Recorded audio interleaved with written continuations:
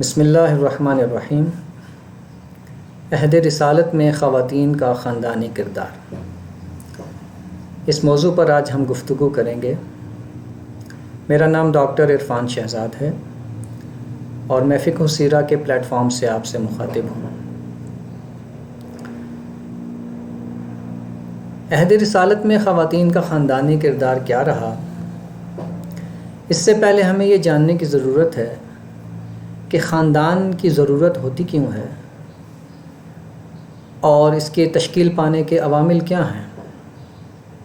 پھر مرد اور عورت کی ایسی کیا الگ الگ خصوصیات ہیں جس کی وجہ سے یہ بحث پیدا ہوتی ہے کہ ان کا خاندانی کردار کیا ہوگا۔ تاریخ اور عقل اور فطرت میں کے فریم ورک میں اس سارے مسئلے کو دیکھنے کی پہلے ضرورت ہے، اور اس کے بعد پھر ہم عہد رسالت کی خواتین کے خاندانی کردار کی طرف چلیں گے۔ خاندان کی اہمیت اور ضرورت اور اس کی تشکیل میں مرد و خواتین کا کیا کردار ہوتا ہے۔ خاندان کی اہمیت کیوں ہے انسان کے لیے؟ انسان کے لیے خاندان کی اہمیت اس وجہ سے ہے کہ انسان جب پیدا ہوتا ہے تو ایک ناتواں بچے کی صورت میں پیدا ہوتا ہے۔ اسے ماں باپ کی دیکھ بھال کی ضرورت ہوتی ہے، ایک خاندان کی ضرورت ہوتی ہے ماں باپ کی شکل میں، جو اس کی ناتوانی کا دور گزار سکے اور اس کی ایسے طریقے سے اس کی دیکھ بھال کر سکے، اس کی تمام ضرورتوں کو کما حقہ پورا کر سکے۔ پھر بچہ جب بڑا ہوتا ہے، اور یہ اس میں ایک طویل عرصہ لگتا ہے، آپ کو پتہ ہی ہے۔ اس کے بعد بچہ جب بڑا ہوتا ہے تو اس کے بعد جوانی کا زمانہ گزارنے کے بعد پھر بڑھاپے کا زمانہ آ جاتا ہے۔ اس وقت پھر اس کو اپنے خاندان کی دیکھ بھال کی ضرورت ہوتی ہے۔ تو انسان کی یہ تمام ضرورتیں تقاضا کرتی ہیں کہ اس کے پاس ایک خاندان ہو جو پوری جذباتی قوت کے ساتھ اس کے ساتھ کھڑا ہو اور اس کی ضرورتوں میں، اس کی پریشانیوں میں اس کا سہارا بن سکے۔ ہم دیکھتے ہیں کہ فطرت کے اندر جب دوسرے جانوروں کو، پرندوں کو ہم دیکھتے ہیں تو ان کے ہاں بھی خاندان کا ایک تصور ہے، لیکن وہ بالکل جو ان کے بچے ہوتے ہیں ان کی ضرورت کے بالکل مطابق ہوتا ہے۔ یعنی جتنا عرصہ ان کے بچوں کو دیکھ بھال کی ضرورت ہوتی ہے اس وقت تک خاندان کا ادارہ ایک شکل میں موجود رہتا ہے، لیکن جیسے ہی وہ بچے خود کفیل ہوتے ہیں ان کا خاندان کا ادارہ ختم ہو جاتا ہے۔ انسانوں میں یہ الٹا ہے، انسان کو ہر قدم پر اپنے خاندان کی ضرورت رہتی ہے اور اس وجہ سے اس کا خاندان کا ادارہ مستقل چلتا ہے۔ جانوروں میں آپ دیکھیے کہ جب بچے ان کے پیدا ہوتے ہیں تو میل اور فیمیل دونوں، میملز میں آپ کو، یعنی ممالیہ جانوروں میں آپ کو یہ زیادہ مشاہدہ ہو جاتا ہے کہ زیادہ تر تو جو ہوتی ہے ماں، وہ بچے کی دیکھ بھال کرتی ہے جانوروں میں، لیکن بعض اسپیشیز میں میل بھی اس میں شامل ہوتے ہیں۔ پھر جتنا عرصہ ماں اپنے بچوں کی دیکھ بھال میں مصروف رہتی ہے وہ کسی دوسرے میل کے ساتھ کی طرف متوجہ نہیں ہوتی، اس کی طرف وہ اس سے تعلق پیدا کرنے پر تیار نہیں ہوتی جب تک کہ اس کے بچے خود کفیل نہیں ہو جاتے۔ جانوروں پر جو اسٹڈی ہوئی ہے اس نے ہمیں یہ بتایا ہے کہ بعض اوقات خاص طور پر شیر کے معاملے میں یہ دیکھا ہے، ببر شیر جو ہوتا ہے اس میں یہ دیکھا گیا ہے کہ جب دوسرے شیر یہ دیکھتے ہیں کہ ایک شیرنی اپنے بچوں کی دیکھ بھال مصروف ہے، وہ ان کی طرف متوجہ نہیں ہو رہی، تو وہ اس کے بچوں کو مار ڈالتے ہیں تاکہ وہ ان کی دیکھ بھال کی ذمہ داری سے آزاد ہو اور نئے خاندان کی تشکیل میں ان کے ساتھ وہ شامل ہو جائے۔ تو اس کا مطلب یہ ہے کہ دراصل بچہ ہی وہ اکائی ہے، وہ بنیاد ہے جس کی وجہ سے خاندان پیدا ہوتا ہے اور وہ مستقل رہتا ہے۔ جانوروں میں چونکہ بچوں کی خود کفالت کی عمر تھوڑی ہوتی ہے، جلدی وہ خود کفیل ہو جاتے ہیں۔ کچھ بچے تو جیسے مرغی کے بچے ہوتے ہیں وہ انڈے سے نکلتے ہی دانہ وغیرہ چگنا شروع کر دیتے ہیں، لیکن کچھ جو ہوتے ہیں وہ ان کو تھوڑا عرصہ اور چاہیے ہوتا ہے خود کفیل ہونے کے لیے۔ تو جیسے ہی ان کے بچے خود کفیل ہوتے ہیں خاندان کا ادارہ ختم ہو جاتا ہے۔ انسان کے ہاں بچے خود کفیل ہونے میں بھی ایک تو وقت بہت لیتے ہیں، اور اس کے بعد جب وہ بڑے ہو جاتے ہیں تب بھی ان کی ایسی ضروریات ہوتی ہیں جس کی وجہ سے انہیں خاندان کی مدد کی ضرورت، سہارے کی ضرورت ہر وقت رہتی ہے، جذباتی طور پر بھی، مالی طور پر بھی، وغیرہ وغیرہ. اور پھر بڑھاپے میں جا کے پھر ضرورت پیش آ جاتی ہے کمزوری کی حالت کی وجہ سے. تو خاندان کا ادارہ دراصل بچے کی، یا یوں کہہ لیجئے انسان کی ضرورتوں کو مد نظر رکھ کر تشکیل پایا ہے.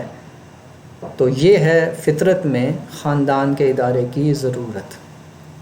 چنانچہ ایسے خیالات جن فلسفیوں وغیرہ نے پیش کیے کہ انسان جو ہے وہ بغیر خاندان کے رہے، رہبانیت کا تصور پیدا کیا گیا کہ وہ بیوی بچوں سے الگ کٹ کے جنگلوں میں، پہاڑوں میں زندگی گزارے، تو یہ بالکل ہی غیر فطری چیزیں تھیں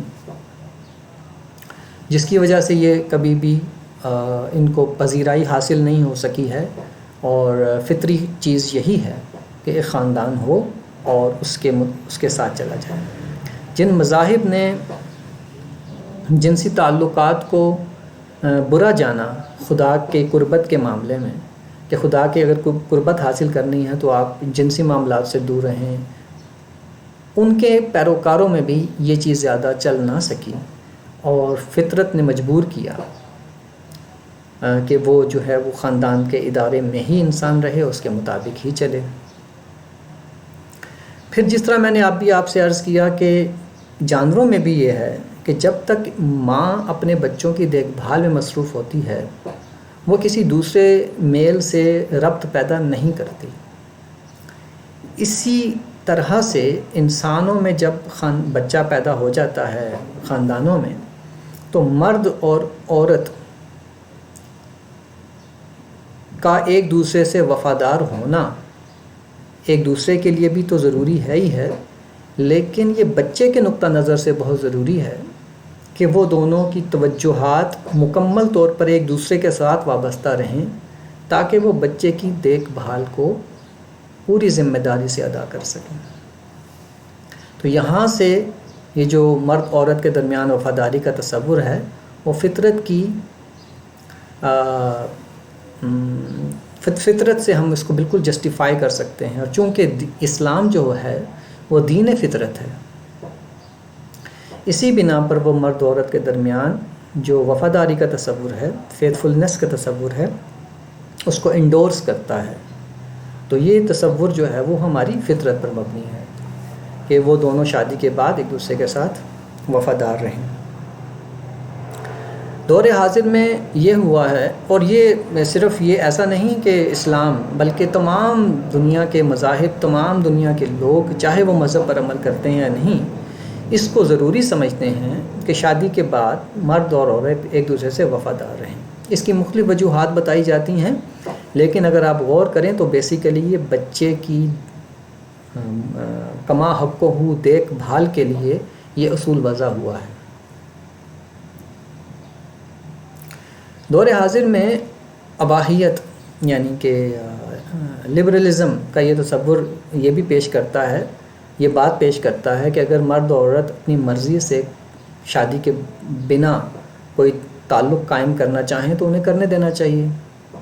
چنانچہ کنسنٹ کے ساتھ، رضامندی کے ساتھ زنا کو درست قرار دیا گیا ہے، قانونی طور پر اس کو جواز مہیا کیا گیا ہے.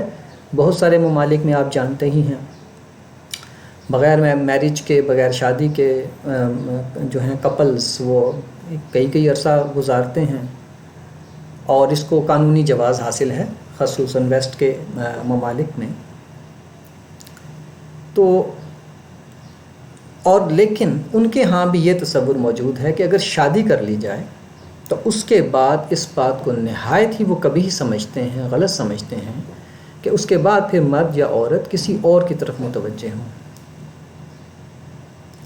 جب ہم یہ کہتے ہیں کہ جب یہ اصول مان لیا گیا ہے کہ شادی کے بعد، نکاح کے بعد مرد اور عورت ایک دوسرے سے وفادار رہیں، تو اسی کے لیے یہ بھی ضروری ہے کہ وہ شادی سے پہلے بھی بغیر کسی جائز تعلق کے بھی ایک دوسرے کے ساتھ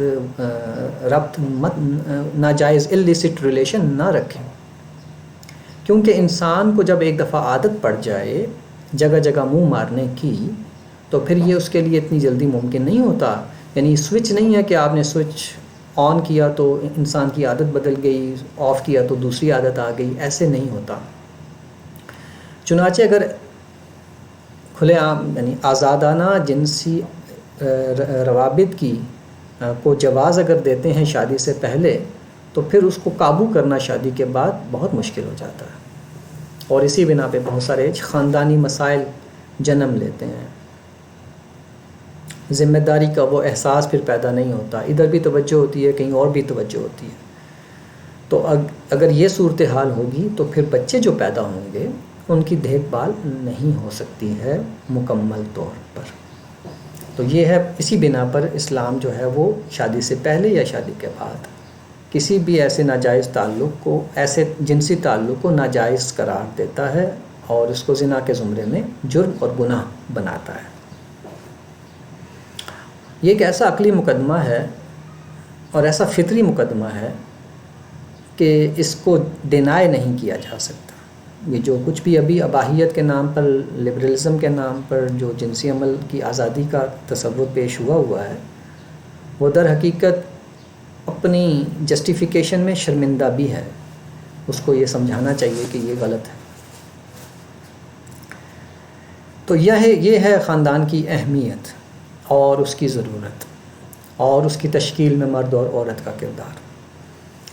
تو زمانہ یعنی کہ پری ہسٹورک زمانے سے جب تک یہ مرد اور عورت ایک دوسرے کے ساتھ چلے آ رہے ہیں اور ان کا جو ہے وہ کردار خاندان کی تشکیل میں چلا آ رہا ہے. ان کے خاندان کی تشکیل میں مرد اور عورت کے جو کردار ہیں وہ وقت کے ساتھ بدلے بھی ہیں.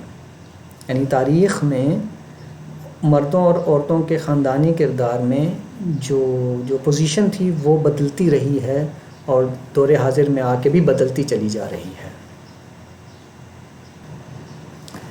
یہاں میں ایک کتاب ڈاکٹر مبارک علی کی تہذیب کی کہانی پتھر کا زمانہ، اس سے ایک اقتباس پیش کرنا چاہوں گا. اب ہم فطرت کی بحث سے تاریخ کی بحث کی طرف آ گئے ہیں. تو مرد اور عورتوں کے کردار، خاندانی کردار کے بارے میں یہ ایک بڑا دلچسپ پیراگراف وہ لکھتے ہیں کہ قدیم پتھر کے زمانے میں عورتوں اور مردوں کے درمیان کوئی فرق نہیں تھا. دونوں ساتھ مل کر شکار کرتے تھے، ایک ساتھ بیٹھ کر پتھروں کو تراش خراش کر کے اوزار بناتے تھے، پھل، جڑی بوٹیوں اور بیجوں کو مل کر جمع کرتے تھے. وہ مرد کے ساتھ یعنی عورتیں جو تھیں مرد کے ساتھ رہ کر محنت و مشقت کے کام کرتی تھیں. غاروں میں تصاویر بناتے وقت بھی عورت اور مرد ساتھ ہوتے تھے. اس زمانے میں کسی جائیداد کا تصور نہیں تھا. غذا کے لیے جو بھی حاصل ہوتا تھا اس میں سب مل کر شریک ہوتے تھے. کھانے کا کوئی وقت نہیں تھا، جب بھی غذا حاصل کر لی جاتی تھی اسی وقت سے اسے کھا لیا جاتا تھا. تو یہ تھا اس زمانے میں عورت اور مرد کی برابری کا تصور. پھر جب زراعت کا دور آیا تو اس وقت پھر عورت اور مرد کے کرداروں میں کچھ تبدیلی ہونا شروع ہوئی. پھر جب مشینی دور آیا تو پھر جو ہے وہ عورت جو ہے وہ بالکل تقریباً فارغ کر دی گئی کھیتوں سے، تو اس کا سماجی کردار پھر کم ہوتا چلا گیا. تو یہ وہ اس سارے تاریخی تناظر میں ہمیں مرد و عورت کے خواتین کے کردار میں یہ چیزیں نظر آتی ہیں. خواتین کے خاندانی کے کردار کے تعین میں تہذیبی اقدار کا عمل دخل کیا ہوتا ہے؟ یہ سماجی اور ثقافتی تناظر میں ہم اس کو دیکھتے ہیں، اس پہلو کو. خواتین کا کردار ہر خاندان کے، ہر سماج میں، ہر ثقافت میں مختلف ہوتا ہے. اور عرب کی ثقافت میں خواتین کا خاندانی کردار اور طرح سے ہم دیکھتے ہیں. ہندوستان کی تاریخ میں جو معلوم ہمیں ہے اس میں ہم کچھ اور طرح دیکھتے ہیں. ایران میں کچھ اور طرح تھا. حتیٰ کہ مکہ اور مدینہ کے اندر بھی خواتین کا جو خاندانی کردار تھا وہ مختلف تھا ایک دوسرے سے.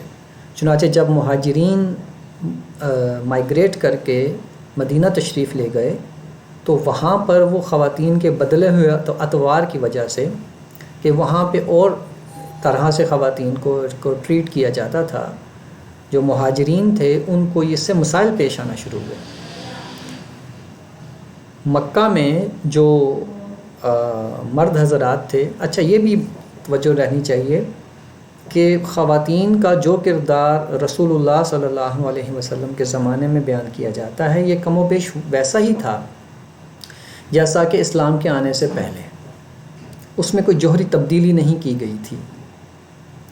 چنانچہ جو کام، جو پیشے اور جس قسم کا کردار خواتین کا پہلے تھا وہی بات بعد میں بھی رہا۔ چنانچہ مکہ میں یہ مختلف تھا اور مدینہ میں مختلف تھا۔ چنانچہ جب مہاجرین، میں عرض کر رہا تھا کہ مہاجرین جب ہجرت کر کے گئے ہیں مدینہ میں، تو وہاں کی خواتین مکے کی خواتین کی نسبت زیادہ آزاد۔ جی تو میں بات اس پر کر رہا تھا کہ تہذیبی اقدار میں فرق ہونے سے عورت کے خاندانی کردار پر کیا اثر پڑتا ہے۔ اس تناظر میں مکہ اور مدینہ کی تہذیب کا فرق زیر بحث تھا۔ تو مکہ کی خواتین جو تھیں وہ مرد ان پر حاوی تھے، اور جو مدینہ کی خواتین تھیں ان میں آزادی تھوڑی پائی جاتی تھی۔ تو جب مہاجر مکہ سے ہجرت کر کے آئے تو ان کو عورتوں کی یہ آزادی بڑی عجیب لگی، اور ان کے اثر سے جب ان کی خواتین بھی تھوڑی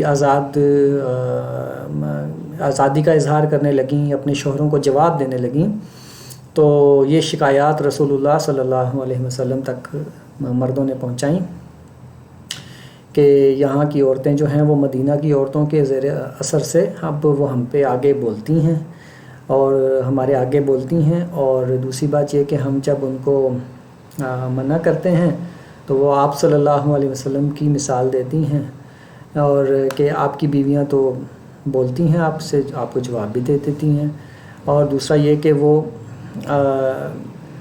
آپ صلی اللہ علیہ وسلم نے اس سے منع بھی فرمایا ہے کہ عورتوں پہ ہاتھ نہیں اٹھانا۔ تو صحابہ کی یہ شکایات سن کر رسول اللہ صلی اللہ علیہ وسلم نے انہیں اجازت دی کہ وہ تادیب کے لیے اپنی خواتین کو اگر وہ ضرب لگانا چاہیں کچھ تو وہ کر سکتے ہیں۔ تو مردوں نے اس اجازت سے خوب فائدہ اٹھایا، اور پھر تاریخ میں لکھا ہے سیرت کی، اور جس کو ڈاکٹر محمد مظہر یاسین صدیقی صاحب نے اپنی کتاب میں بھی نمایاں کیا ہے کہ مردوں نے اس سے خوب فائدہ اٹھایا، اور خواتین کی اچھی انہوں نے ان کو گھروں میں ان کو ضربیں لگائیں یا ان کو مارا۔ اگلے دن رسول اللہ صلی اللہ علیہ وسلم کی مجلس میں خواتین ساری اکٹھی ہو کے آ گئیں، اور انہوں نے گویا احتجاج کیا کہ مردوں نے تو ہمیں مارنا شروع کر دیا۔ تو پھر آپ صلی اللہ علیہ وسلم نے مردوں کو بلایا اور پھر ان کو سمجھایا کہ بھئی ان کو اعتدال کی راہ دکھائی۔ تو یہ مسائل تھے جو کہ پیش آ رہے تھے کلچر کی تبدیلی سے۔ اب یہ سوال پیدا ہوتا ہے کہ مکہ اور مدینہ میں یہ وجوہات کیا تھیں کہ ایک جگہ پہ عورت جو تھی وہ تھوڑی آزاد تھی اور دوسری جگہ تھوڑی کم آزاد تھی۔ تو آپ غور کریں تو اس میں جو بنیادی فیکٹر تھا وہ معاش کا تھا۔ مکہ والے زیادہ تر تاجر لوگ تھے، اور تجارت جو تھی وہ ساری کی ساری مردوں کے ہاتھ میں تھی۔ حضرت خدیجہ رضی اللہ تعالیٰ عنہا جیسی خواتین جو تھیں وہ کم تھیں، بہت چیدہ خواتین تھیں جو کہ خود بھی کاروبار کرتی تھیں۔ باقی ساری جو کاروباری معیشت تھی مکہ کی وہ مردوں کے ہاتھ میں تھی، تو عورت مکمل طور پر انحصار کرتی تھی مردوں کے اوپر۔ اس وجہ سے جو تھے مرد ان کے اوپر حاوی تھے۔ لیکن مدینہ جو تھا وہ زراعتی علاقہ تھا، یہاں پہ زراعت ہوا کرتی تھی، اور مرد اور عورت دونوں کھیتوں میں کام کیا کرتے تھے، اور جو کھیتوں میں کام نہیں بھی کرتے تھے وہ بھی کسی نہ کسی صورت میں اس کھیتوں کو سنبھالنے میں، ان کے فصلوں کو سنبھالنے میں، آٹے کی چکی وغیرہ پیسنے میں، ان سب چیزوں میں عورتوں کا بڑا کردار تھا، جس کی وجہ سے معیشت کا ایک بڑا حصہ انحصار کرتا تھا عورت کے اوپر۔ یعنی کہ مدینے کی جو زراعتی معیشت تھی وہ اپنی پروڈکٹ تب بھی مکمل کر پاتی تھی جب عورت کا اس میں اچھا خاصا کنٹریبیوشن نہ ہو۔ حتیٰ کہ جب مہاجر ہجرت کر کے مدینے آئے ہیں تو خود مہاجرین کی جو خواتین تھیں انہیں بھی کھیتوں میں کام کرنا پڑا. حضرت زبیر جو حضور صلی اللہ علیہ وسلم کے پھوپھی زاد بھائی تھے، حضرت زبیر ابن العوام رضی اللہ تعالیٰ عنہ، ان کی جو زوجہ محترمہ تھیں حضرت اسمہ بنت ابو بکر، وہ بھی کھیتوں میں جا کے کام کرتی تھیں. اور حضرت زبیر کو یہ پسند نہیں آتا تھا کہ وہ کھیتوں میں جا کے کام کریں، لیکن جب تک ان کے پاس ملازم اور وہ غلام وغیرہ نہ ہوئے، حضرت اسمہ خود ہی کھیتوں میں جا کے کام کرتی تھیں. تو یہ معیشت کی اس تبدیلی کی وجہ سے جو ہے وہ ان دونوں کا کلچر فرق تھا.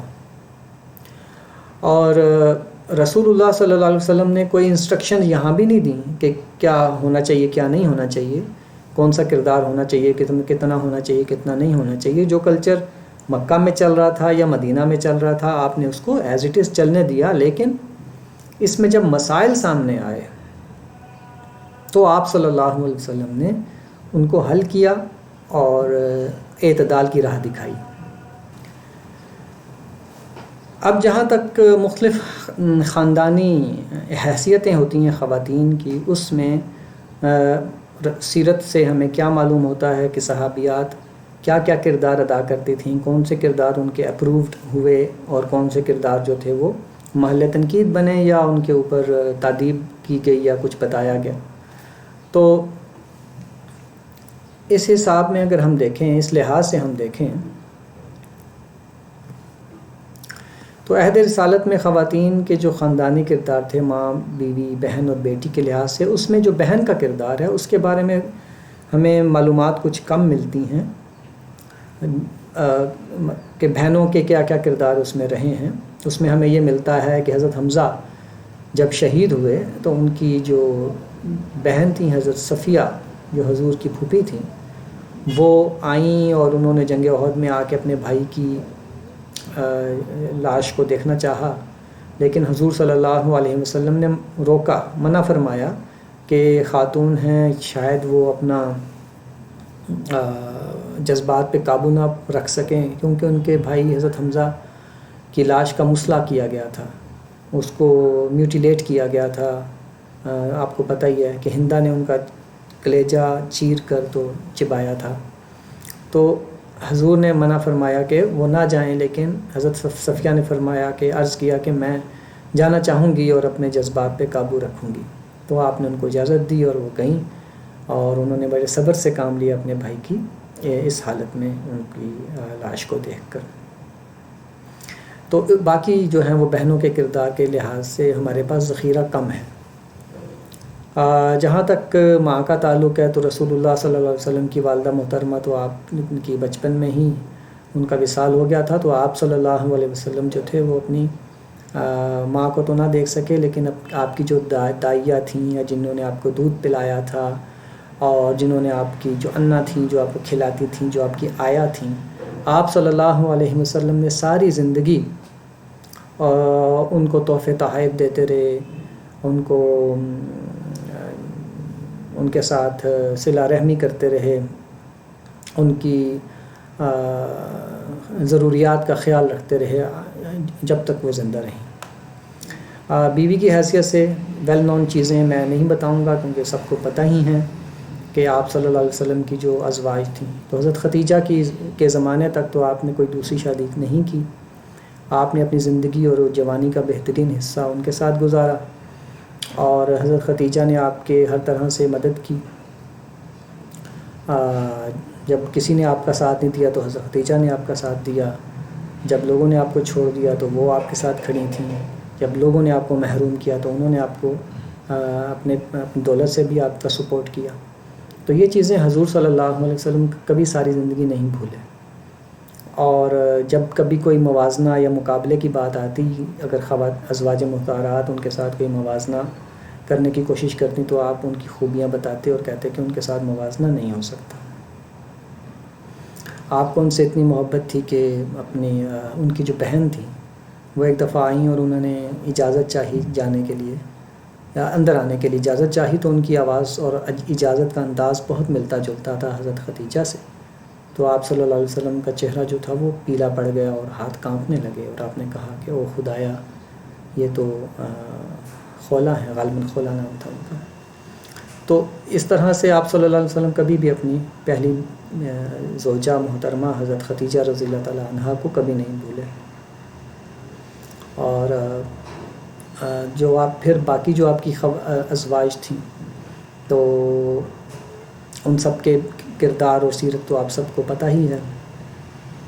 ازواج میں کبھی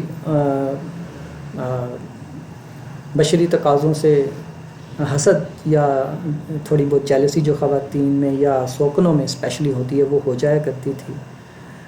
یہ چیز جو ہے اس کو ہم اس لحاظ سے دیکھتے ہیں کہ وہ جو تھے ہیومن یعنی اصلی انسان تھے، اور یہ چیزیں اگر ان میں بالکل نہ ہوتیں تو وہ فرشتوں جیسے شخصیات بن جاتی تو ہمارے لیے لیس ایٹریکٹیو ہوتے ہیں.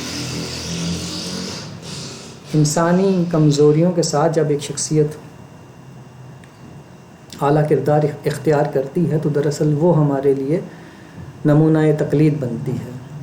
تو حضور صلی اللہ علیہ وسلم کی جو ازواج تھیں ان میں جو جیلسی وغیرہ کے چھوٹے موٹے واقعات ہو جایا کرتے تھے، یہ دراصل رسول اللہ صلی اللہ علیہ وسلم کے ساتھ ان کی محبت کا نتیجہ تھا، اور ایسا نہ ہوتا تو عجیب ہوتا.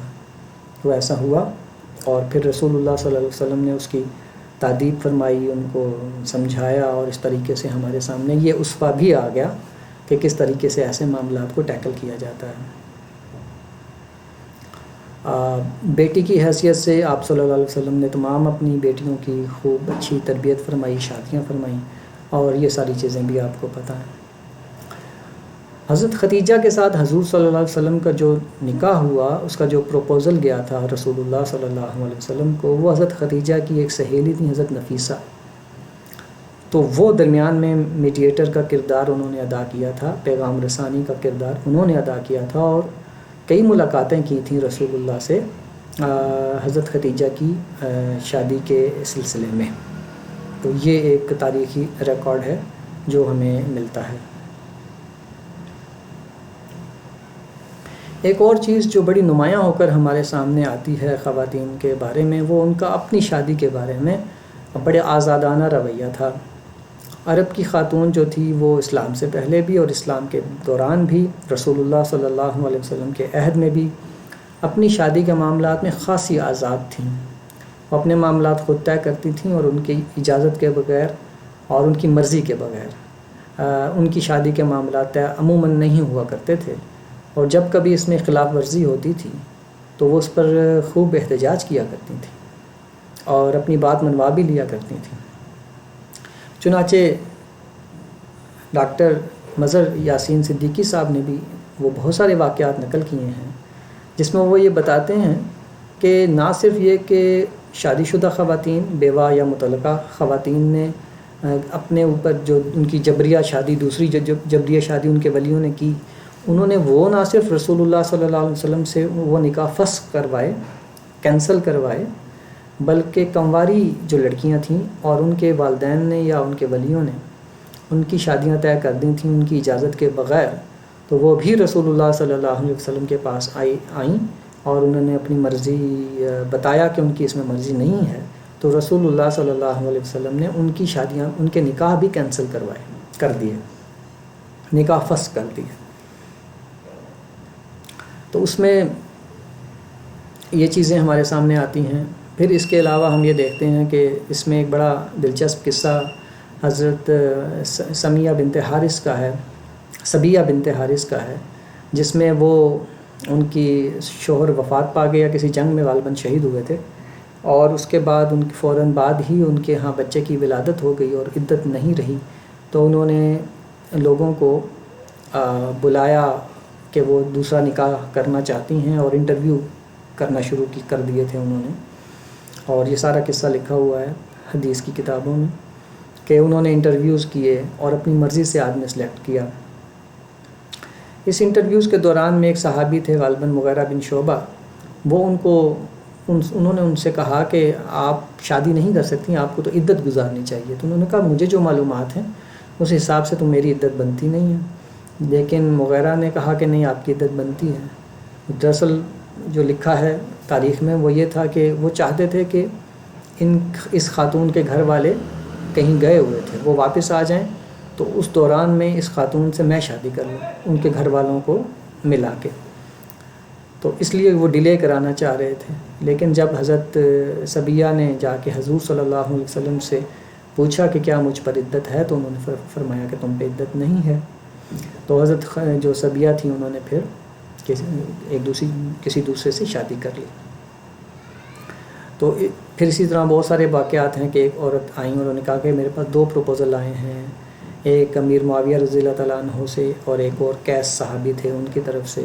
تو آپ نے فرمایا کہ قیس غالباً قیسی کے بارے میں کہ وہ تو بہت عورتوں پہ ہاتھ اٹھاتا ہے، اور امیر معاویہ اس زمانے میں بڑے مفلس تھے، پیسہ نہیں تھا ان کے پاس، تو میں تمہیں کہ ایک اور رشتہ بتاتا ہوں کہ تم کسی اور سے کر لو. تو اس طرح سے خواتین اپنے رشتے، ناطے، نکاح کو فسخ کرانا، اس معاملے میں بڑی ایکٹیو اور بڑی آزاد تھیں.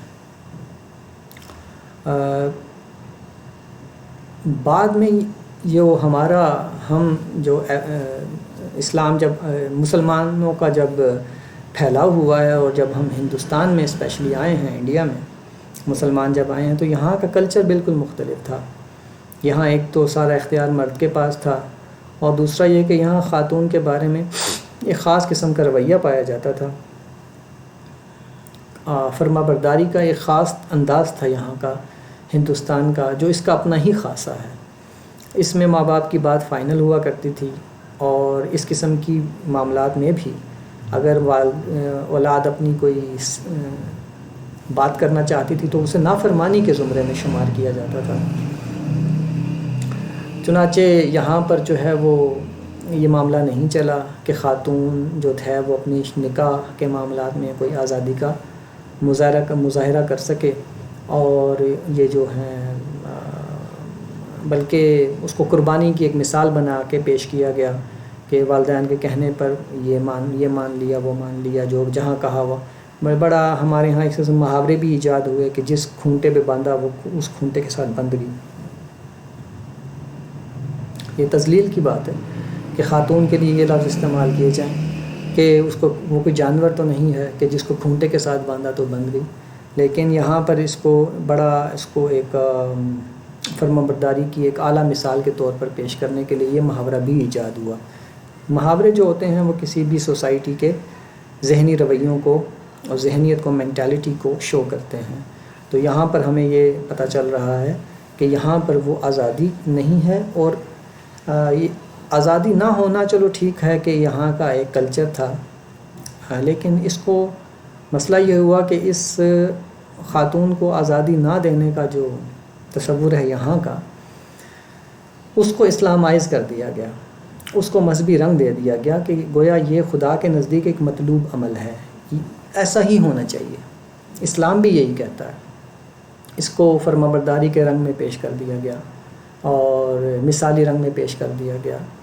نافرمانی اور عدم نافرمانی کا مسئلہ بنا دیا گیا.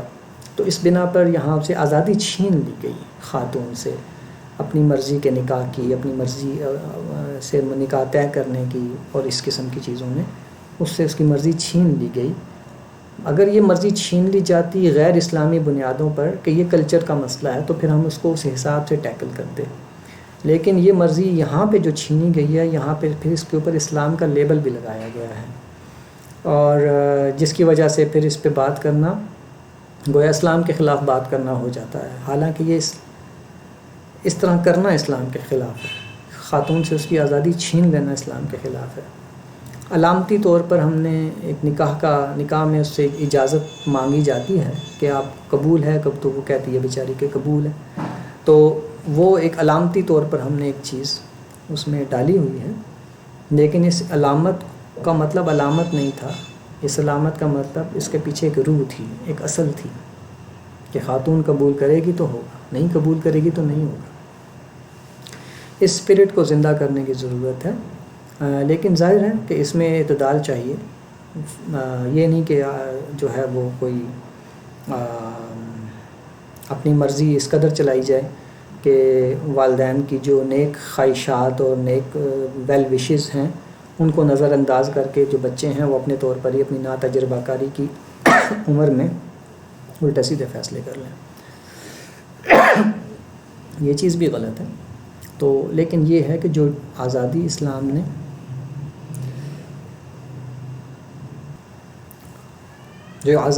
نے دی ہے، بہرحال اس کو چھیننے کا حق نہیں ہے۔ دوسری بات یہ ہے کہ جب مناسب قسم کی آزادیوں کا دروازہ کھلا ہوا ہو تو غلط چیزوں کی راہ نہیں کھلتی۔ جہاں پہ جبر آ جاتا ہے، سپریشن آ جاتا ہے، وہیں پھر اس کا ایک بغاوت آتی ہے اور ریزسٹنس آتا ہے۔ اگر آپ اس کو پہلے ہی جائز راستے آپ نے کھولے ہوئے ہوں گے تو پھر ناجائز راستے نہیں کھلتے۔ تو سیرت سے میں رسول اللہ صلی اللہ، اگر دیکھیے رسول اللہ صلی اللہ علیہ وسلم کی یہ جو چیز ہے، ایک بات تو میں نے یہ کہی کہ یہ چیزیں عرب کلچر میں پہلے سے تھیں اور اسلام میں بھی اس کو جاری رکھا گیا۔ یہ جاری رکھنا اس بات کی دلیل ہے کہ رسول اللہ صلی اللہ علیہ وسلم کی موجودگی میں ہو رہا ہے، تو آپ اس کو اپروو کر رہے ہیں، تو گویا آپ اپنی سند سے اس کو ٹھیک اپروو کر رہے ہیں، اپنی سند سے اس کو جاری کر رہے ہیں کہ یہ بالکل ٹھیک ہے، ایسا ہی ہونا چاہیے۔ اگر یہ ایسی بات نہ ہوتی اور ایک باپ بیٹی کا رشتہ طے کر رہا ہے اور بیٹی آ کے اس کہہ رہی ہے کہ میری مرضی نہیں ہے، تو رسول اللہ اس کو نافرمانی قرار دیتے اور کہتے کہ غلط کر رہی ہو۔ لیکن نہیں، آپ نے جب انویسٹیگیٹ کیا تو دیکھا کہ غلطی ادھر سے ہو رہی تھی، ولیوں کی طرف سے ہوئی ہے، تو آپ نے اس کو منسوخ کر دیا، چاہے لڑکی شادی شدہ تھی یا کنواری تھی۔ ہماری فقہ میں یہ آزادی شادی شدہ یعنی پہلے سے جس کی شادی ہوئی ہو، چاہے وہ بیوہ ہو یا مطلقہ، اس کو دی گئی ہے کہ وہ اپنی آزادی سے دوسرا نکاح کر سکتی ہے، اپنے ولی کی جو اتھارٹی ہے وہ کم ہو جاتی ہے۔ لیکن سیرت سے ہمیں یہ معلوم ہو رہا ہے کہ آپ صلی اللہ علیہ وسلم نے اس میں کوئی فرق نہیں کیا ہے۔ کنواریوں کو بھی وہی انہی کے کہنے پر اگر ان کا کیس درست نظر آیا ہے تو آپ نے ان کے بھی ولیوں کے کیے ہوئے نکاحوں کو فسخ کر دیا تھا۔ تو اگر رسول اللہ صلی اللہ علیہ وسلم کے نزدیک یہ عمل درست نہ ہوتا تو آپ اس کو منع کر دیتے، روک دیتے کہ نافرمانی کر رہی ہو، لیکن نہیں، آپ نے اس کو جہاں جسٹیفائڈ دیکھا آپ نے اس پر عمل کیا۔ تو اسی طریقے سے ہمیں بھی جو ہے وہ کوئی کلیہ نہیں بنا لینا چاہیے کہ اولاد کی اپنی مرضی بالکل غلطی ہوگی اور ان کی مرضی بالکل ٹھیک ہوگی، بلکہ ہر کیس ٹو کیس چیزوں کو دیکھنا چاہیے، اور کہ کہیں ادھر سے زیادتی ہو رہی ہے ادھر سے زیادتی ہو رہی ہے، اور معاملات کو ٹھیک کرنے کی کوشش کرنی چاہیے۔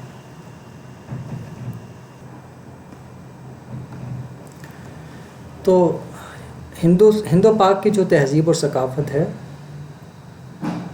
اس کا میں نے یہ عرض کیا ہے کہ اس کے اندر بہت سی چیزیں بہت اچھی ہیں، لیکن کچھ چیزیں جو ہیں وہ جو ہمیں سیرت سے جو نمونہ نظر آتا ہے اس سے کچھ ہٹی ہوئی ہیں، تو ان کو واپس اسی ڈگر پہ لانا یہ بڑا ضروری ہوتا ہے کہ وہ چیزیں جو رسول اللہ صلی اللہ علیہ وسلم سے اپرووڈ ہوئی ہیں اس نمونے پر ہم اپنی تہذیب میں جو بھی افراط و تفریط ہے اس کو اس سطح پہ لے کر آئیں۔ سیرت اسی لیے ہے کہ ہمارے لیے نمونہ عمل ہے کہ ہم اس میں اس کو سٹینڈرڈ اور مثال اس کو بنائیں اور اپنی تہذیب و تمدن میں جو افراط و تفریط ہے اس کو اس کے مطابق درست کریں۔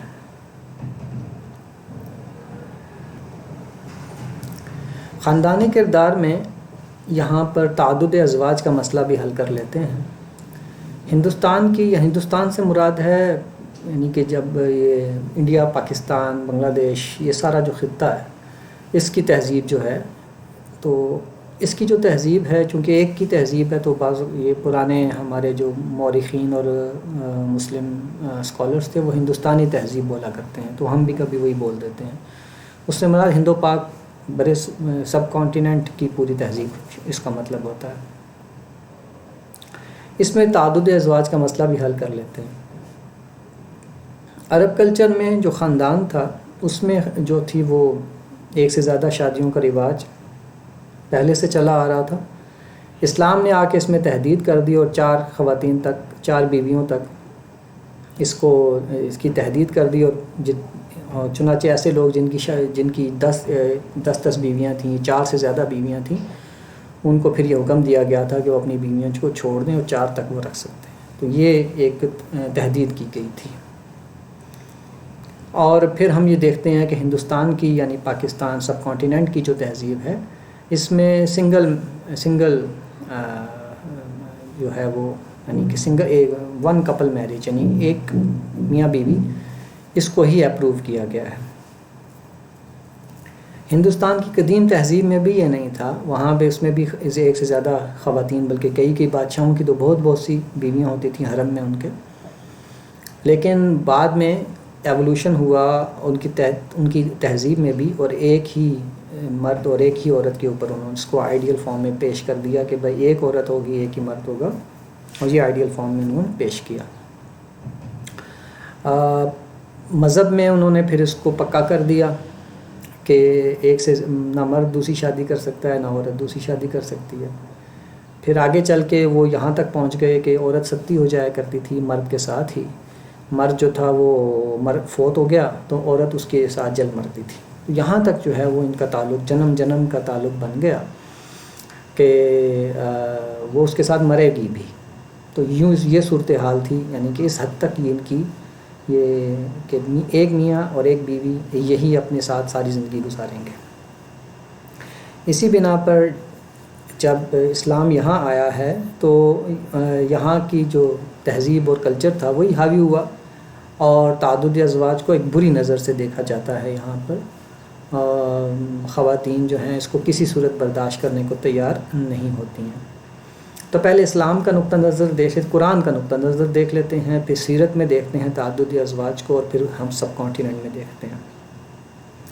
اللہ تعالیٰ نے جب تعدد ازواج کا یہ حکم دیا تو اللہ نے فرمایا کہ جو یتیموں کی خواتین ہیں ان کے یتیموں کے معاملات ٹھیک طریقے سے طے کرنے کے لیے اگر تم یہ مناسب سمجھتے ہو کہ ان کے ساتھ ان کی جو بیویاں ان کی جو مائیں بہنیں وغیرہ ہیں ان کے ساتھ شادی کر کے یتیموں کی پرورش میں ان سے ہیلپ لے سکتے ہو تو پھر ٹھیک ہے, تم ان میں سے 2 3 4 سے جو تمہیں اچھی لگیں تم شادی کر لو.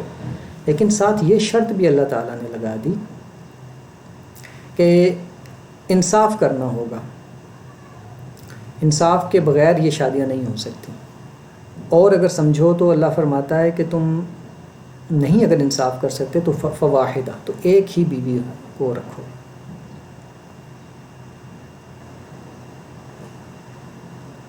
چنانچہ اللہ تعالیٰ فرماتا ہے فَإِنْ خِفْتُمْ أَلَّا تَعْدِلُوا فَوَاحِدَةً أَوْ مَا مَلَكَتْ أَيْمَانُكُمْ ذَلِكَ أَدْنَىٰ أَلَّا تَعُولُوا.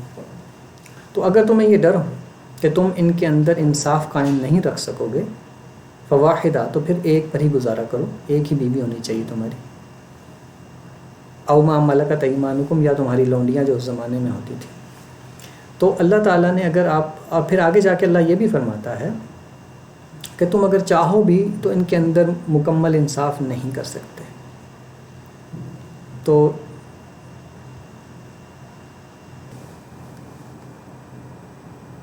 اللہ تعالیٰ نے فرمایا کہ تم اگر چاہو بھی تو اپنی ان ازواج میں عدل کرنا چاہو تو مکمل عدل نہیں کر سکتے, اس لیے پورا کسی ایک کی طرف مت جھک جانا, کم از کم یہ مت کرنا. تو اگر آپ غور کریں تو اللہ تعالیٰ گویا ووٹ ڈال رہے ہیں ایک بیوی رکھنے ہی کی طرف کہ معیار یہی ہے, مثالی کام یہی ہے کہ چونکہ عدل کرنا آدمی کے لیے مشکل ہوتا ہے تو وہ ایک ہی جو ہے وہ رکھے بیوی تاکہ اس کو کوئی مسئلہ نہ پیش آئے. لیکن منع بھی نہیں کیا تعدد ازواج سے, کیونکہ تعدد ازواج کا مسئلہ انتظامی مسئلہ ہے. یعنی کہ یہ مطلب مرد جو ہے اگر شادی کرنا چاہے تو مرد ہی کر سکتا ہے ایک سے زیادہ, خاتون نہیں کر سکتی مختلف وجوہات کی بنا پر. سب سے اہم بات اس میں بچے پیدا ہونا ہوتا ہے, اور بچے پیدا کرنے میں ان کو پالنے پوسنے میں عورت کا کردار سب کو معلوم ہے. تو یہ ممکن نہیں ہے عورت کے لیے کہ وہ ایک سے زیادہ گھروں کو, مرد جو ہوگا اس کا اپنا گھر ہوگا, معیشت اس کے ہاتھ میں ہے. یہ حقیقت ہے دنیا ساری کی, معیشت ہمیشہ مرد کے ہاتھ ہی میں رہی ہے. تو اس کا تو اپنا گھر ہوگا, تو یہ ممکن نہیں ہے ایک عورت کے لیے کہ وہ ایک وقت میں ایک سے زیادہ گھروں میں تقسیم ہو سکے.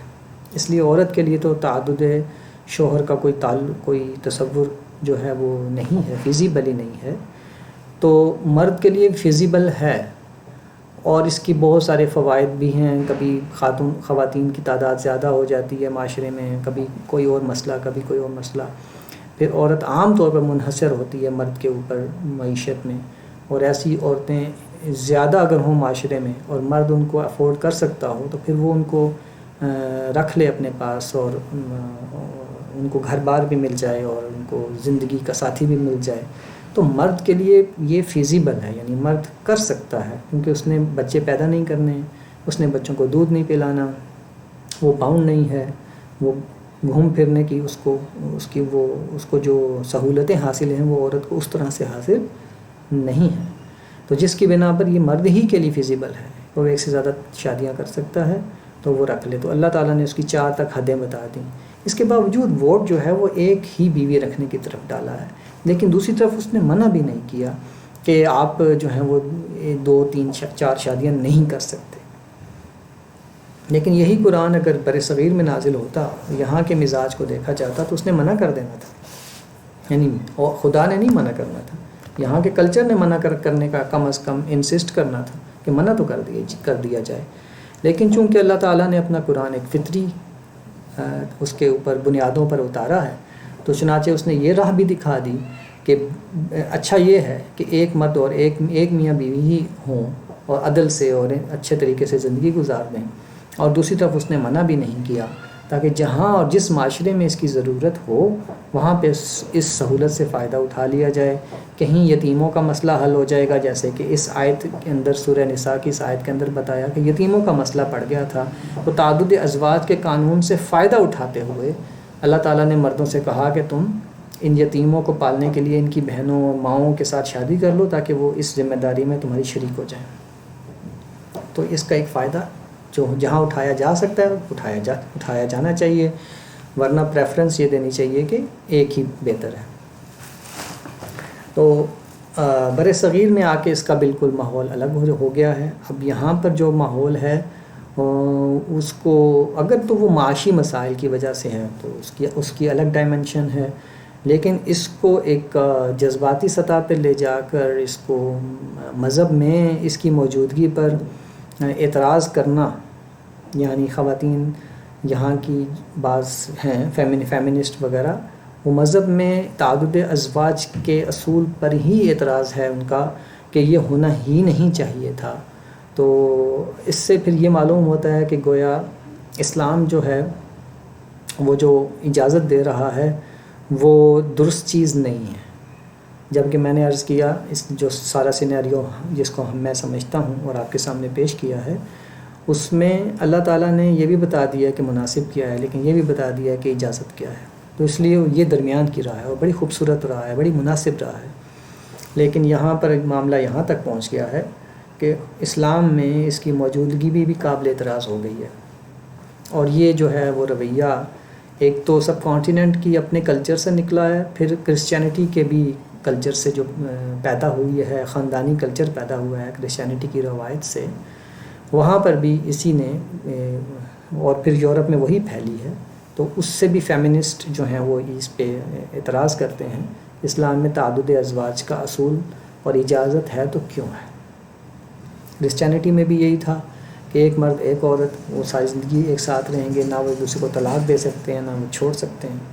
لیکن پھر دیکھیے ہوا کیا کہ کرسچینٹی کو چھوڑنا پڑا اور یہ جو ہے وہ ان کو اپنا لا خود بنانا پڑا، اور لا میں انہوں نے طلاق کا اختیار عورت کو دے دیا. گویا انہیں یہ تسلیم کرنا پڑا کہ طلاق کا اختیار دینا ہی پڑتا ہے. یہ معاملہ شادی کا ہے ہی دل کا معاملہ، خوش دلی کا معاملہ، اس کو زبردستی قانونی جکڑ بندیوں سے جوڑ کے نہیں رکھا جاتا. لطف نکاح کا یہ ہے کہ آدمی چھوڑ سکنے کا اختیار رکھتا ہو، عورت خلا کا اختیار رکھتی ہے، مرد طلاق کا اختیار رکھتا ہے، اور پھر بھی وہ ایک دوسرے کے ساتھ جڑے رہیں. تو اس کا مطلب ہے کہ اب یہ خوش دلی کا رشتہ ہے. ہمارے یہاں اور مسائل ہیں کہ عورت خلا بھی لے سکتی ہے، مرد طلاق بھی دے سکتا ہے، اور دونوں رہنا بھی نہیں چاہتے اور پھر بھی ساتھ رہتے ہیں. یہ ہمارے ہاں کے مقامی مسائل ہیں اور اس کی بنیادی اور اس کی بہت ساری وجوہات ہیں، وہ الگ ایک قصہ ہے. سیرت میں ان خاندانی مسائل میں سے ایک اور مسئلہ خلا کے لحاظ سے ہمیں نظر آتا ہے، وہ یہ کہ خواتین نے رسول اللہ صلی اللہ علیہ وسلم سے اس وقت بھی خلا طلب کر لیا اپنے شوہروں سے جب کہ انہیں صرف ان کی شکل ناپسند تھی۔ چنانچہ ایک خاتون نے رسول اللہ سے فرمایا کہ مجھے اپنے شوہر کے ایمان پر اخلاق پر کوئی اعتراض نہیں، مگر مجھے وہ پسند نہیں ہے، تو مجھے ڈر ہے کہ میں کہیں کفر میں مبتلا نہ ہو جاؤں۔ تو رسول اللہ صلی اللہ علیہ وسلم نے جب تسلی فرما لی تو آپ نے اس سے علیحدگی کروا دی۔ تو یہ دیکھیے کہ خلا کا جو معاملہ ہے، طلاق کا معاملہ تو مرد کے اختیار میں ہے ہی ہے، خلا کا معاملہ جو ہے وہ بھی کس حد تک عورت کو اجازت ہے کہ وہ اگر اپنی بات کو مطمئن کر دیتی ہے عدالت کو تو وہ خلا لے سکتی ہے۔ ہمارے ہاں یہ بھی ایک بہت بڑا سماجی دھبا ہے جو عورت کے ذات پہ لگا دیا جاتا ہے اگر وہ خلا کا مطالبہ کرے، اور سوشل پریشر اتنا زیادہ ہوتا ہے کہ بالکل عورت جسٹیفائڈ بھی ہو خلا لینے کے لیے تو وہ خلا کی ہمت نہیں کرتی۔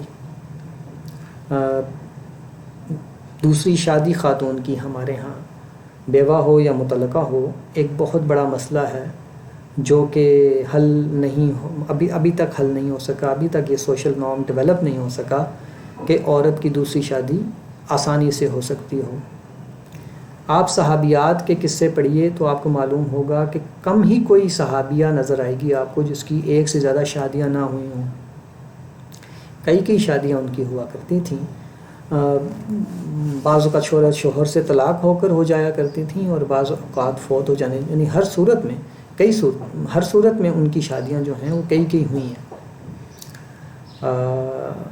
رسول اللہ صلی اللہ علیہ وسلم نے جو ہے وہ بیوہ عورتوں سے شادی کی، یعنی ہمارے پاس قرآن کی آیتیں بھی موجود ہیں جس میں اللہ تعالیٰ اسپیشلی بیواؤں کے بارے میں یہ کہتا ہے کہ اگر یہ شادی کرنا چاہیں تو تم رکاوٹ مت ڈالو، اپنی مرضی سے جس سے چاہیں شادی کرنا چاہیں تو تم رکاوٹ مت ڈالو۔ قرآن کا حکم موجود ہے، سیرت سے مثالیں موجود ہیں، رسول اللہ کی اپنی مثال موجود ہے صلی اللہ علیہ وسلم، صحابیات کی مثالیں ساری کی ساری موجود ہیں۔ لیکن دیکھیے کلچر کا اثر کتنا شدید ہوتا ہے کہ سب کانٹیننٹ کے اندر بیوہ کی شادی ایک معیوب سمجھا جاتا تھا، کہ معیوب چیز سمجھی جاتی تھی، کیونکہ یہاں پتی پتنی کا جو رشتہ ہے وہ جنم کا رشتہ بتایا جاتا ہے، یعنی کہ جو چلی آ رہی ہے ہندو کلچر سے، جنم کا رشتہ ہے۔ عورت ستی ہو جاتی ہے مرد کے ساتھ، اگر وہ ستی نہیں ہوتی تھی تو پھر وہ ساری زندگی سفید لباس پہن کر بغیر بناؤ سنگار کے ایک الگ کمرے میں رہا کرتی تھی جس سے لوگوں کا تعلق نہیں ہوتا تھا۔ اس عورت کو گیدرنگز میں نہیں بلایا جاتا تھا، شادیوں پہ نہیں بلایا جاتا تھا کہ اس کی نحوست کا سایہ دوسروں پہ نہ پڑ جائے، تو وہ پورے معاشرے کے اندر ایک اجنبی اور ایک اچھوت کی حیثیت سے زندگی گزارتی تھی۔ تو اس بنا پر اس کو عورت جو تھی وہ پریفر ہی کرتی تھی کہ وہ ستی ہو کے مر جائے، تو اس طرح اس کی عزت بھی معاشرے میں ہوتی تھی کہ اپنے شوہر کی بڑی وفادار تھی، اور دوسرا اس کو ساری زندگی ایک بیوہ کی زندگی نہیں گزارنی پڑے گی۔ تو یہی چیزیں آئی ہیں، پتی کی وفاداری مطلب ہونی تو چاہیے، لازمی وفاداری محبت جو ہے وہ دل کا معاملہ ہے، ہونی چاہیے، لیکن فطری حدوں سے اوپر نہیں جانا چاہیے ہمیں۔ فطرت نے جو چیزیں رکھی ہیں اس سے آگے نہیں جانا چاہیے، اور اسلام نے جو چیزیں ہمیں بتائی ہیں اس سے آگے نہیں بڑھنا چاہیے۔ چنانچہ یہاں پر جو ذہن سازی ہوئی ہے عورت کی، اول ہماری بہت ساری ایسی خواتین دیکھنے میں آتی ہیں ان کے شوہر فوت ہو گئے تو انہوں نے اپنی ساری زندگی اس کے وفاداری کے نام پر اس کے ساتھ گزار دی۔ اگر یہ ان کی چوائس کا معاملہ ہے تو ٹھیک ہے، ہم کچھ نہیں کہہ سکتے، یہ تو اگر واقعی انہیں اس سے ایسی محبت تھی، وفا تھی، تو پھر تو کوئی مسئلہ نہیں ہے۔ لیکن اگر یہ سوشل پریشرز کی وجہ سے ہوا ہے، لوگوں کی نظر میں اچھا بننے کے لیے ہوا ہے، تو پھر یہ قابل تحسین نہیں ہے۔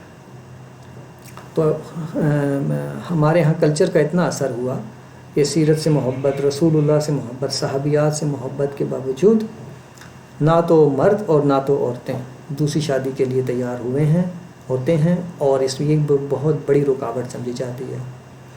سید احمد شہید کے بارے میں آتا ہے کہ وہ بڑے سنت کے پابند تھے، تو انہوں نے ان کے ایک وہ تھے مرید تھے مولانا عبدالحی، بہت بڑے عالم تھے، تو انہوں نے ان سے کہا کہ آپ بیان کریں ایک دن، تو عبدالحی صاحب بیان کرنے لگے اور اپنے مرشد سب بتانے لگے کہ سب کانٹیننٹ میں کیا کیا بدعتیں آئی ہیں، تو پھر کرتے کرتے وہ سید احمد شہید کے خاندان تک پہنچے اور انہوں نے کہا کہ سید صاحب، ان کے مرشد تھے وہ، انہوں نے کہا سید صاحب اگر آپ کی اجازت ہو تو پھر میں آپ کے خاندان میں آ جانے والی بدعتیں بھی بتا دوں. تو انہوں نے کہا بتائیں. انہوں نے کہا ایک یہ کہ آپ کے ہاں بیواؤں کی شادی نہیں کی جاتی. تو آپ اندازہ لگائیے کہ سید احمد جو کہ ایک اسلام نافذ کرنے کی کوشش بھی انہوں نے کی تھی اور اسلام پر عمل کرنے کی مہم انہوں نے چلا رکھی تھی پورے سب کانٹیننٹ کے اندر، ان کے ہاں بھی بیواؤں کی شادی نہیں کی جاتی تھی.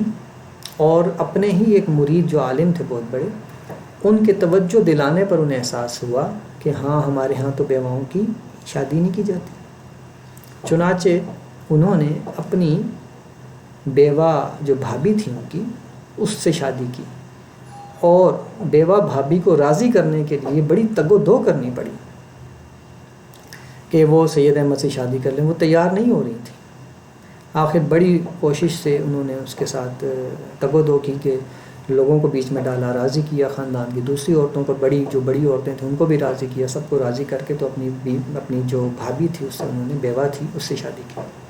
تو آپ اندازہ لگائیے دیندار گھرانوں میں، اور ان گھرانوں میں جو شریعت ہی نافذ کرنے کی کوشش میں لگے ہوئے تھے، ان کے ہاں بھی معاملہ یہاں تک پہنچا ہوا تھا. تو اس سے آپ کو اندازہ ہوگا کہ عام لوگوں کا کیا حال ہوگا.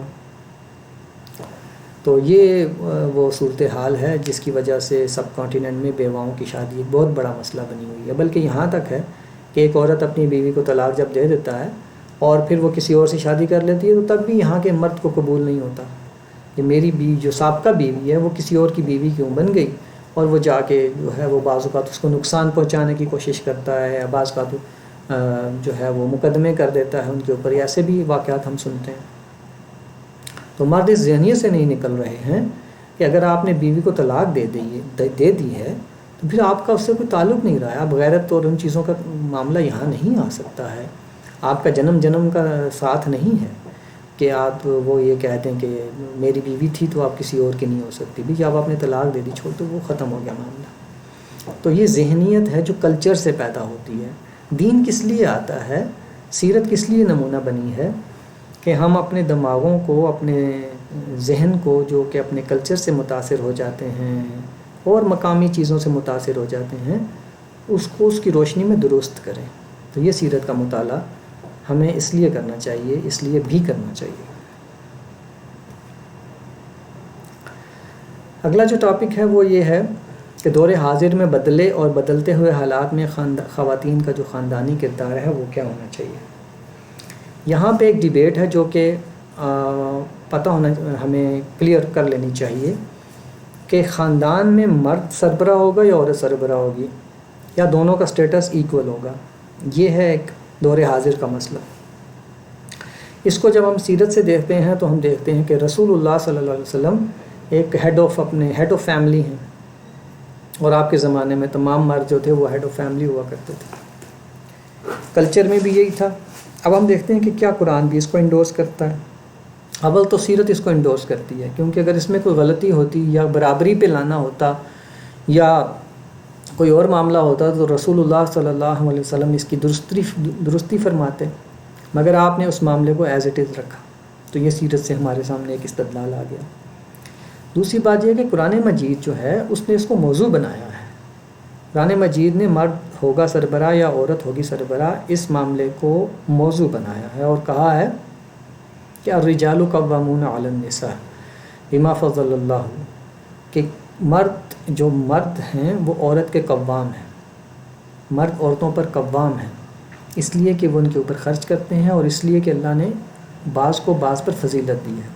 یہاں پہ 2-3 چیزیں ہیں جو سمجھ لینی چاہیے. پہلی بات یہ کہ قوام کا مطلب کیا ہے. تو قوام کا مطلب کسی نے حاکم کیا، کسی نے کیا. میری نظر میں جو قوام کا مطلب ہے، جو کہ علماء نے کیا ہے اور میں نے اس کو درست سمجھا ہے، وہ یہ ہے کہ وہ ان کے نگران ہیں، ان کا کیئر ٹیکر ہیں، اور یہ ایک رسپانسبلٹی ہے. یہ حاکم ہونے کے حاکم اس مرد کی عورت پر ایک حکومت بن جاتی ہے، لیکن وہ اس کیئر ٹیکنگ کا نتیجہ ہے. حاکم اور محکوم میں 2-3 طرح کے شیڈز ہوتے ہیں. ایک آقا اور غلام کا بھی حاکم اور محکوم ہوتا ہے، وہ یہاں مراد نہیں ہے. یہاں وہ حاکم اور محکوم مراد ہے جو ایک دوسرے کے کیئر ٹیکر ہوتے ہیں، یعنی ایک دوسرے کی کیئر کر رہا ہے، اس وجہ سے اس کے اوپر ایک درجہ اس کو، حکومت کا لفظ مناسب تو نہیں ہے مگر بہرحال ہم اختیار کرتے ہیں کہ ایک دوسرے کی چونکہ کیئر کر رہا ہے تو ایک درجہ اس کو اتھارٹی حاصل ہے اس کے اوپر. جیسے ماں باپ کیئر کرتے ہیں ہماری تو ان کو ہم پر ایک اتھارٹی حاصل ہوتی ہے.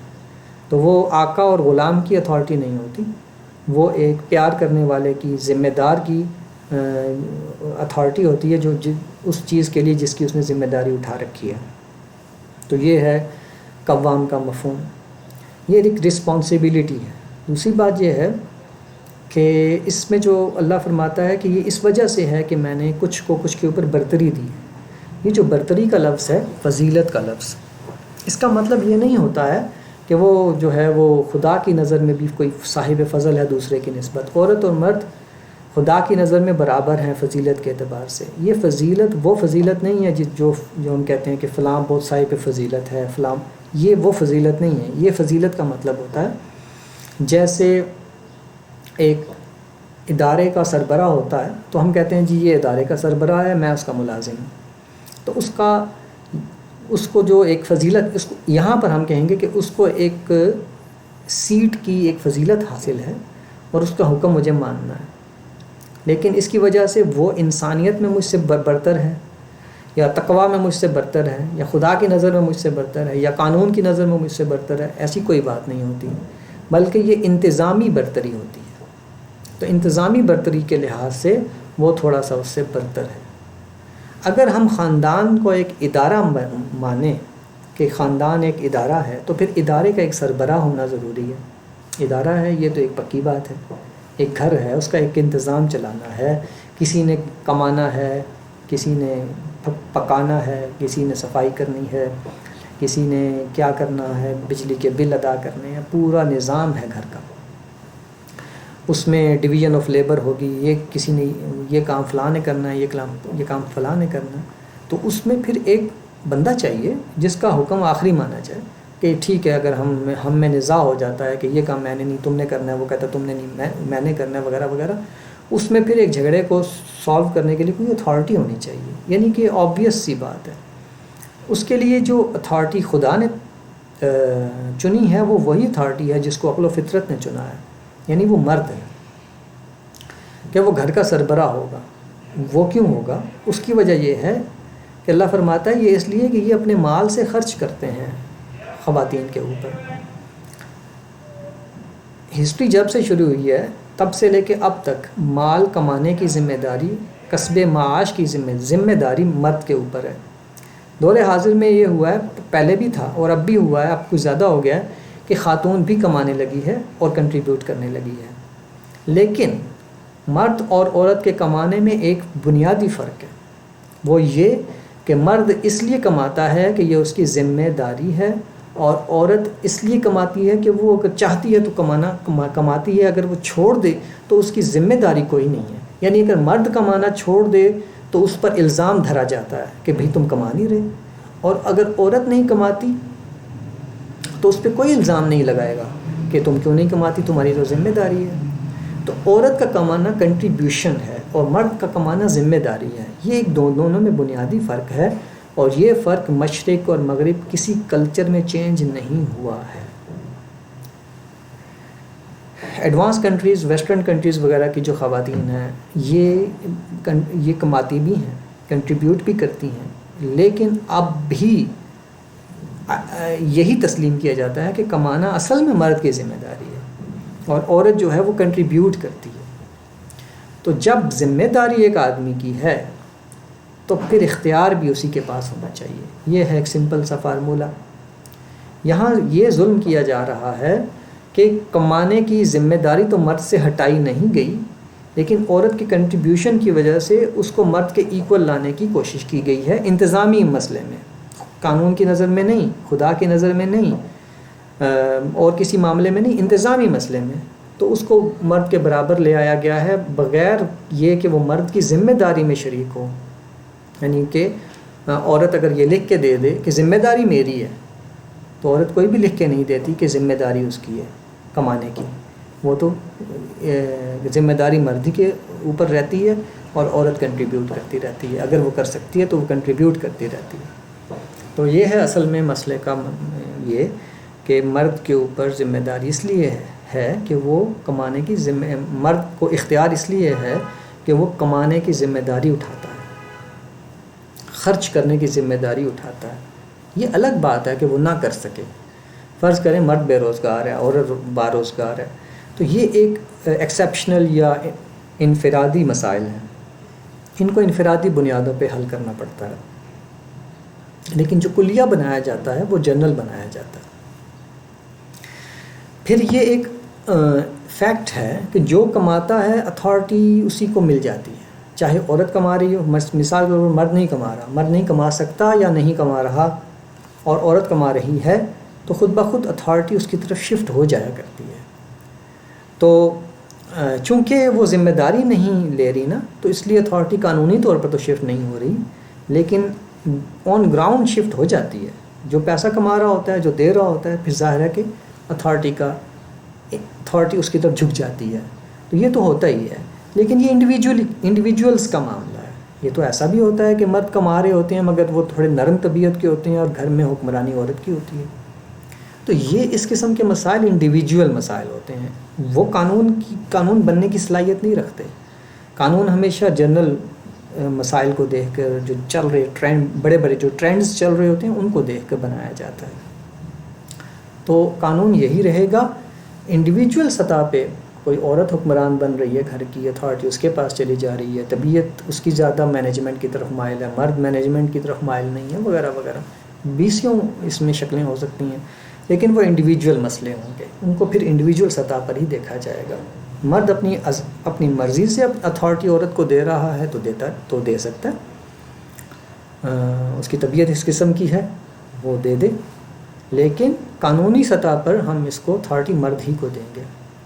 پھر اس معاملے میں بھی معاش سے ہٹ کر پھر محافظت کے معنی میں دیکھیے, تحفظ کے معنی میں دیکھیے کہ جہاں معاملہ تحفظ کا آتا ہے وہاں مرد نے ہی آگے تحفظ کرنا ہوتا ہے. یہ نیچرل اس کے پاس یہ ایبیلٹی ہے کہ وہ عورت کی حفاظت جو ہے, وہ فزیکل حفاظت جو ہے وہ مرد ہی کر سکتا ہے. اور یہ چیز تو اس سے چھینی نہیں جا سکتی, سوائے یہ کہ عورت جو ہے وہ مارشل آرٹس کی تربیت لے لے. لیکن ایسے کہاں ہوتا ہے تو عام طور پر. تو اس بنا پر یہ جو نیچرلی مرد کے پاس ہے کہ وہ عورت کا تحفظ کر سکتا ہے. پھر جو تحفظ کرتا ہے اس کے پاس اتھارٹی بھی آ جاتی ہے. یعنی ہر لحاظ سے مرد جو ہے وہ اس قابل ہے, مناسب ہے کہ وہ اتھارٹی اس کے پاس ہو. جہاں تک کمائی کا تعلق ہے, مرد 12 مہینے کما سکتا ہے, عورت جو ہے وہ اس کے اوپر ایسے بھی دور آتے ہیں پریگنینسی کے کہ وہ کمائی اس طرح سے پورا سال جاری نہیں رکھ سکتی. تو یہ سارے مسائل مل کے مرد کو کوالیفائی کرتے ہیں کہ گھر کا سربراہ اسی کو ہونا چاہیے. اب یہ رہ گئی بات کہ گھر کا سربراہ استحصال کرتا ہے, تو یہ ایک مسئلہ ہے اتھارٹی کا. جہاں اتھارٹی آئے گی وہاں کرپشن ہوگی, وہاں ایبیوز آف پاور ہوگا. وہ اتھارٹی عورت کے پاس چلی جائے گی تو وہ ایبیوز کرے گی.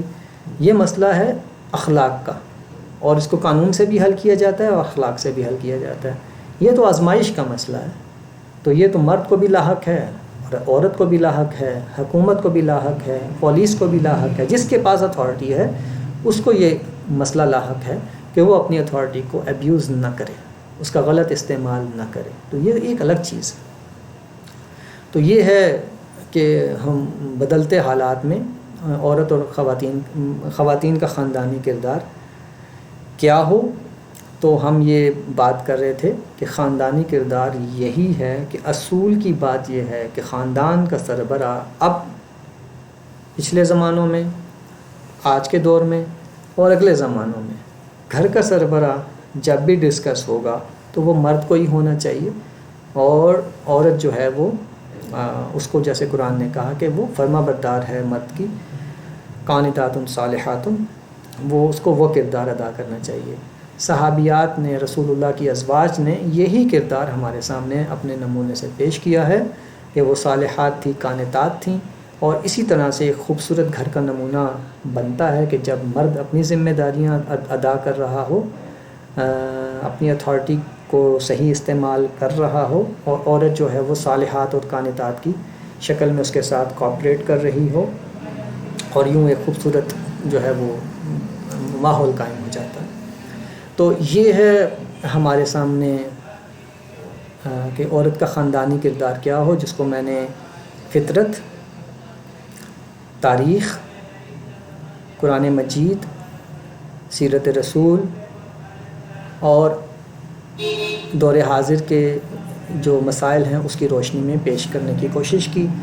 تو امید کرتا ہوں کہ اس کو اللہ تعالیٰ مفید کرے اور مفید بنائے سب کے لیے، اور اس میں کوئی کمی کوتاہی ہو تو اللہ تعالیٰ اسے معاف کرے اور درست کرنے کی توفیق دے۔ شکریہ۔